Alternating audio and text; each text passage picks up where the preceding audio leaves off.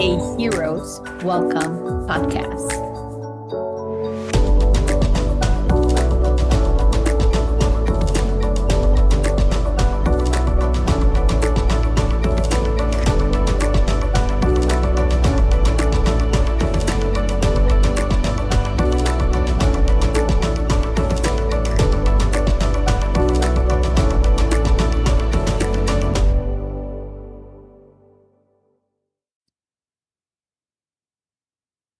Welcome, listeners, to a very special episode of a Heroes Welcome podcast. I am your co-host, Maria Laquer Diego, and I'm joined by my ever-glowing co-host.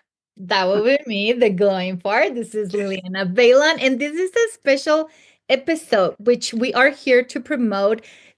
I was going to say Disney. Disney does not need promotions. It is a retreat that Maria tends to do since last year, right? What was her first one? This was our second year. So we have two special guests. How would you like to introduce yourselves, ladies, to our audience? Oh, yes, I do. Yes. Go. I'm Melissa Wintersheid. I am a LPCS and an RPTS.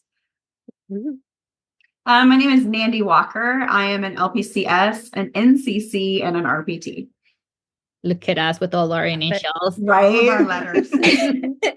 Can you tell us the name? What is it that you're going to be presenting? We're going to be presenting supervision and ethics in different sessions during this conference, which we're very excited about. But here's the catch. All of our sessions are in the park. We are using the rides. We are using the stories of the different parts of Disney and Star Wars and all the things, and bringing them together to do the two things that most people dislike about CEs, which is ethics and supervision. So we're making ethics and supervision fun. What better way to earn some CEs than standing in line for a ride at Disneyland? Like talking about ethics, whoever's trying to cut in line, or supervision when you're like, calm down, let's breathe in, let's do it. Yes, it's happening for you in this moment. Yes. I love this. We're going to prove that both topics don't need to be scary, don't need to be hard, and don't need to be boring and forced upon you. There you go. I love that. I love it. I love it. Yeah. So Melissa was actually an attendee this year for our first ever play therapy Disney bound conference. And yeah, so Melissa, tell me a little bit about what made you reach out in terms of offering to be a part of the speaker lineup this year and bringing NanDee along with you? So I tend to not go anywhere without NanDee. So this March was an anomaly then. Yes, it was. We're a pretty dynamic duo. And the other part was I had this idea of doing something in the parks. And wanting to take it and making the in-park days really immersive with the learning part. And I was very excited about that. I think when we had our first day in March, and we had the activity that we had to do in the parks, I was like, oh my gosh, we could do so many things in this park. And then it was like game on. And I really love teaching. So for me, and we are very ethics and supervision focused. So it was just kind of a no-brainer. Yeah, I love that. So what is one thing that anyone who attends, and by the way, there's limited space, anyone who's listening, hopefully you'll go and grab that seat right away. But what is one thing that you can share to our listeners that it will be one takeaway from that they're going to learn, about supervision, and one thing that they can learn about ethics, besides that they don't have to be scary and fun? Those are the two biggest points already. The biggest points. Something that I'm confident that people are going to take away from discussing supervision in is that creativity is a vital part of good supervision and continued supervision, which we tend to call and consultation, but that it's an important thing, but that we can keep it creative. It doesn't have to be stagnant. And the simple fact that we're in a creative environment will lead itself to everybody opening up their minds and going, the sky's the limit. We can do what we need to and what we want to and what we can imagine as far as supervision and continuing consultation is concerned. Love it. The sky is the limit. That's a beautiful image that we can all take right away. I love that. You got ethics. Ethics. So I think that viewing ethics through a Disney lens can be very entertaining. It also changes the way that you watch anything that Disney produces. Yeah. Right. So now, Amen. and one of our, so I'm going to admit I am not I was born a Trekkie. So we decided to do a Star Wars ethics and a Disney ethics so people could have their choice. And when I had to go back and start watching Star Wars. And I think I ruined it for my husband. He was like, are you going to As we do. all the characters because I love them? And I was like, I mean, it's kind of what I'm doing right now. So I think that just giving people a different lens as a way to look at things.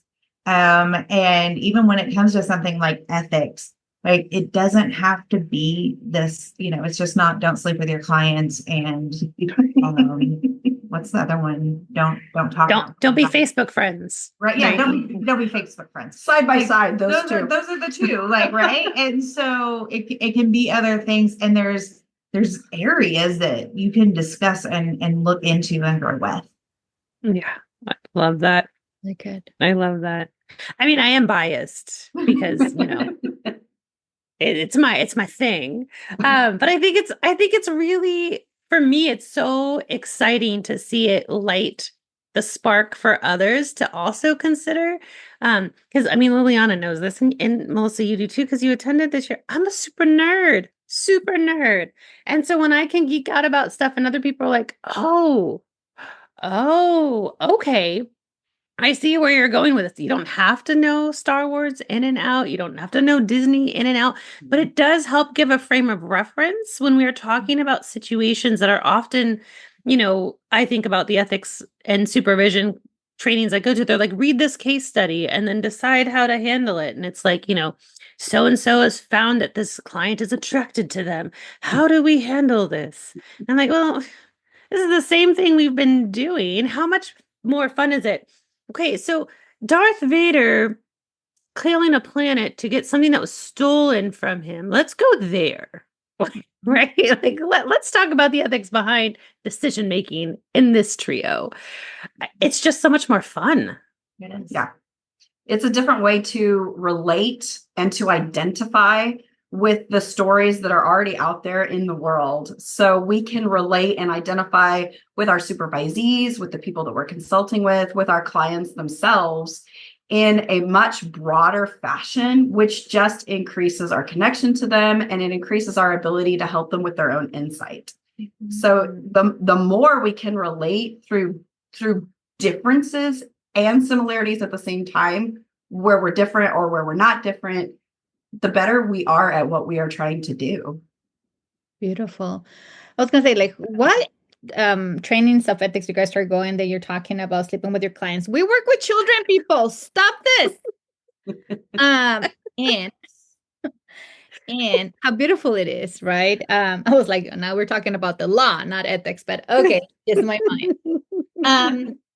But how beautiful it is that what you two are suggesting in regards to, even when we use this example, Star Wars, which is, can I put myself in their shoes and realize the ethics is not black and white? Mm-hmm. The cases that we work in is so complicated. There's no right way, but ethics is inviting us to think about math in regards to problem solving. How will we get there?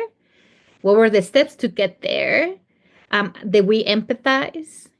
That we went beyond that curiosity and wonder, right? How do we make that decision? So I think it's beautiful because, yeah, in the example that you were sharing, Maria, was like, yeah, did you steal something that was stolen from you? Or was that an eye for an eye? Was that like we're even? Did this cancel? Like in math?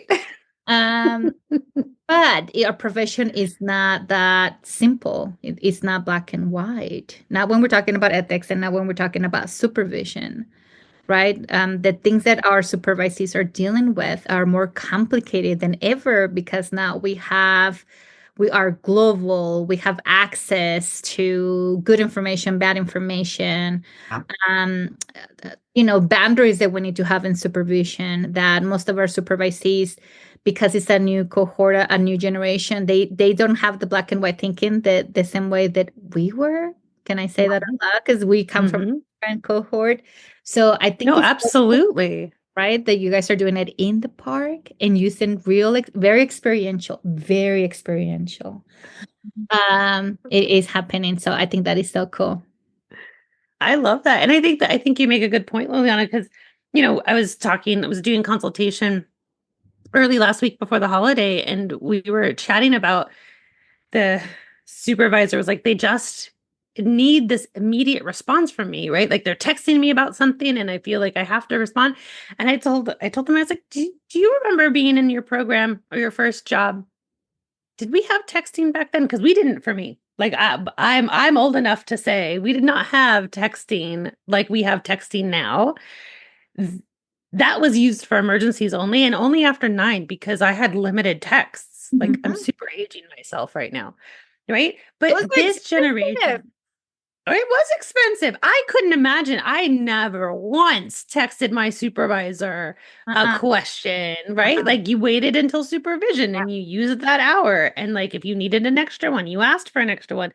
And nowadays it's like on Saturday, hey, I have this question. What do I need to do about this case? And the supervisors are like, I feel like I'm supposed to respond. They're supposed to have immediate access to me.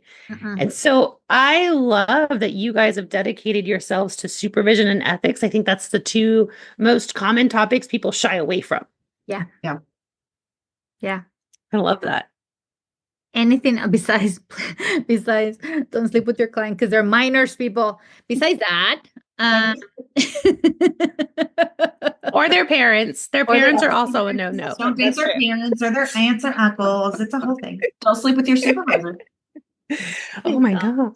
Yeah, please don't. There's too many millions of people. Please don't.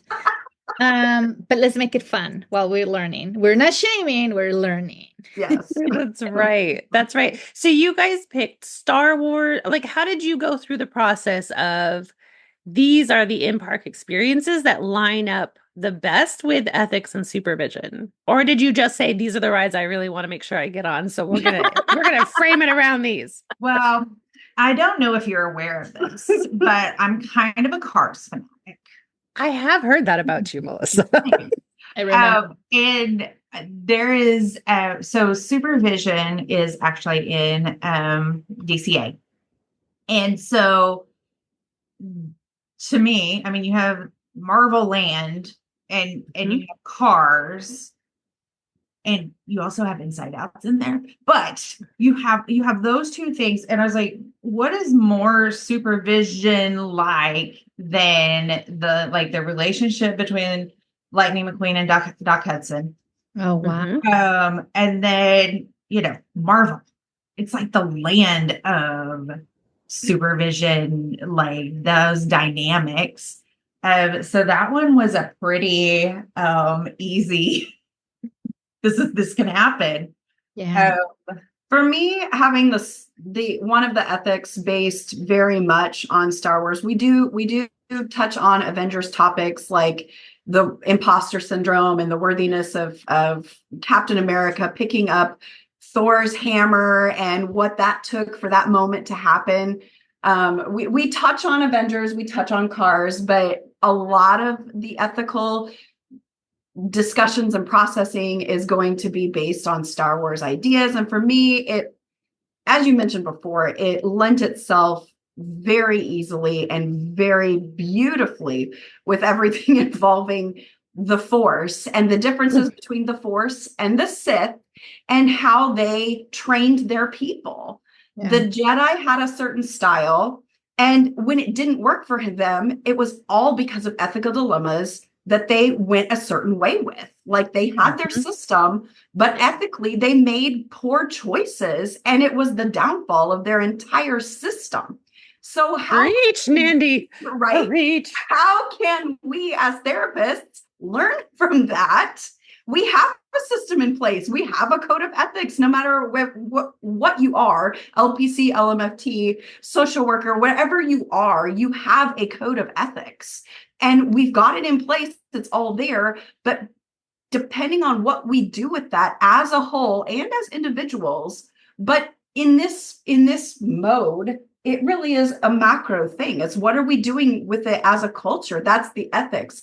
We can apply it individually, but it's what's happening with ethics and how we are learning ethics, how we are practicing ethics, how we are willing or not willing. That's a big point that I wanted to go over is how we are not willing to consult on ethical dilemmas because we're afraid of somebody saying, you're bad, you lose your license. I'm reporting you to the board.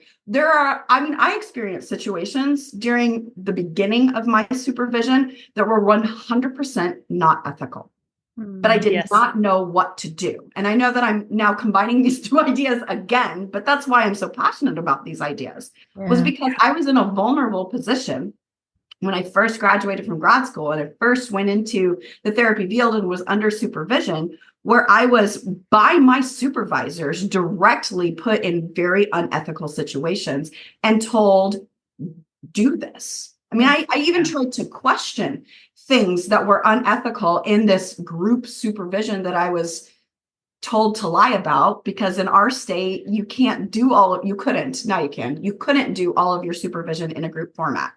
But they only would do it in a group format. And I was told to lie about it on my list. Like my ethics. Right. And like I had no choice. I felt like I had no choice. Yeah. Now I say I should have said something even to the board, no matter what that was going to mean for me. But I was terrified of what was going to happen to me if I reported this situation. And so I fired them and I got a good supervisor. It's what I did, but it took a lot of processing with outside people and outside consultation for me to get to the point where I felt like I had the power to say, this is not good. I knew that it wasn't good, but I didn't have the confidence to say, this is not good. So all of that really leads into this identifying with the Star Wars world. And you don't have to know Star Wars. Like I've already got little bitty clips all ready to show people in park if we need to while we're waiting in line. I mean, the whole thing it's brilliant in my mind. This is going to be one heck of an experience. And I'm very, very excited about what we are going to do and the processing we're going to be able to have and the discussions that we will be able to have that would never happen in a sterile classroom ever. Beautiful. Yes. Oh, sounds amazing. Amazing. Got goosebumps and chills about this whole thing. Yay! So for all of you who are listening out there, just listen. You're going to have so much conversation, so much experiential. You're going to be empowered. What we're do is not black and white. And that's just in the conversation that we're having and the empowerment, right, that we were just share with in regards to there's a lot of situations as a supervisee in this field that even though we have guidelines, please read your ethics often. Just like go pretend. But you have them there. They're there for a reason. You have them for your credentials, your licensure. You have them for play therapy. Read them both. I promise you're not going to fall asleep. You're going to be, what? This was here the whole time? You're going to be surprised. And then how we're going to integrate it by going to your right brain and bringing pop culture and bringing those scenarios that we don't tend to think about. Because when we see movies, good for you. If you don't see it this way, you're not thinking about ethics and supervision. If you hang with the four of us, it's going to be ruined for you because we see supervision and ethics everywhere. So come in, have fun, learn in the park in regards to supervision and ethics while you're having fun riding cars. That was an awesome, I do remember, long line, but it was awesome. So good. And Star Wars. Any last bit that we want to share? Any words of encouragement? So anyone who's listening, they can go register. If you're registered, lucky you. But anything that we want to share before we go? You can also, we're also doing an ethics that is in the fantasy land. Mhm. So Where we live in. ethical choices. So Fantasyland will take on the things. The one that's really important to me is Peter Pan. So and there's multiple things we could have gone there with ethics, but for me, I look at Wendy and all the lovely hats that she has to wear. And I am currently school-based, and that is a very treasure trove of ethical dilemmas on the daily basis. And we are going to talk about that. And I don't think that that's something that gets talked about a lot, is when you're in and you get to see your clients on the daily. What does that look like? How do you manage that? Because now everybody knows that you see them. And so there's a lot of hats that I get to wear in a school that when I was in private practice, I don't have. And so we look at Wendy's hats and how she has to explore those, and and then other things in Fantasyland that come off, and you're like, oh, I didn't think about that as an ethical thing. Yeah. Yeah. So all of you, please sign up. We will include the link if you haven't seen it. Maria has done an amazing advertising it, but if you haven't seen it, we're going to include the link so that you can register and then look out for these 2 amazing classes. Even if you're like, oh my God, I'm not interested in supervising, go take it. Take it anyway. Have a blast just with what these ladies just have described. And you just never know. Might as well have it. You're going to be there. You're going to be in a group. You're going to have a blast. You're going to be learning so much. You will never see these movies ever again the same. Good for you if you don't see them the same, right? Yeah. Means we've done our job. Thank you very much. Maria, anything else you want to add? No, I am just so thankful that you ladies are coming and going to be a part of it in this way this year. And I'm just so honored it's taken off the way it has. Oh my gosh, it makes my heart just like pitter patter. I'm like, oh, not only have I found my people, but like I think I've turned on a beacon and other people are going to find us too. So I'm very excited. Less than 100 days, I get to play with you guys in the park. I mean, I love my job. I love my job. We all do. Thank you, listeners. And please hurry up. Limited seating. Go sign up and have a blast. Until next time.